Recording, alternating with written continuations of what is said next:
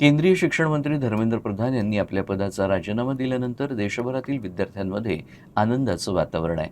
अकोल्यातही विद्यार्थ्यांनी लाडू आणि पेढे वाटून आनंदोत्सव साजरा केला। मात्र हा लढा अद्यापही संपलेला नसून इतर प्रलंबित मागण्या पूर्ण होईपर्यंत साखळी उपोषण सुरूच राहणार असल्याचं आंदोलनकर्त्यांनी स्पष्ट केलं आहे। केंद्रीय शिक्षण मंत्री धर्मेंद्र प्रधान यांच्या राजीनाम्यानंतर अकोल्यातील आंदोलनास्थळी विद्यार्थ्यांनी एकमेकांना लाडू आणि पेढे भरवत आनंद व्यक्त केला। नीट पेपर फुटी प्रकरणासह विविध शैक्षणिक प्रश्नांवर गेल्या अनेक दिवसांपासून विद्यार्थी आंदोलन करत होते। या आंदोलनाला मोठं यश मिळाल्याची भावना विद्यार्थ्यांनी यावेळी व्यक्त केली।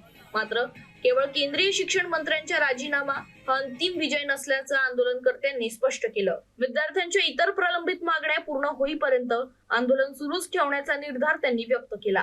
अकोल्यात विद्यार्थ्यांचं साखळी उपोषण आजही सुरू असून सरकारनं विद्यार्थ्यांच्या सर्व मागण्यांवर सकारात्मक निर्णय घ्यावा अशी मागणी आंदोलनकर्त्यांनी केली आहे।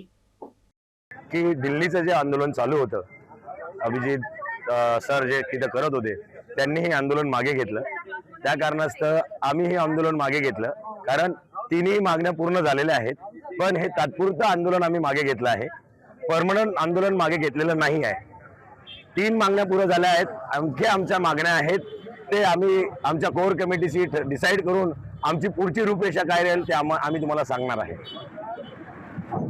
आपल्या 3 मागण्या झालेल्या आहेत। जे राजीनामा होता तो राजीनामा दिलाय। शिक्षकांना ज्या विद्यार्थ्यांनी आत्महत्या केली होती त्यांच्या पैशाच्या मागण्या पूर्ण झालेल्या आहेत आणि जे गुन्हे दाखल करण्यात आले होते ते गुन्हे मागे घेतले आहेत। तर हे 3 मागण्या आमच्या प्रमुख होत्या, पण याबद्दलही आमच्या मागण्या आहेत आणखी खूप साऱ्या। शिक्षणाचा स्तर व्यवस्थित झाला पाहिजे, आणखी ज्या विद्यार्थ्यांवर मारझोड झालेली आहे त्यांनाही थोडंसं काही ना काही मदत झाली पाहिजे, हे मागण्या आमच्या आणखी बाकी आहेत। आणि तात्पुरतं आंदोलन आम्ही थांबवलेलं आहे। अकोल्याचं जे आम्ही आंदोलन शिक्षणाच्या स्टुडंटच्या माध्यमातून केलं होतं ते आंदोलन तात्पुरते थांबवलेलं आहे।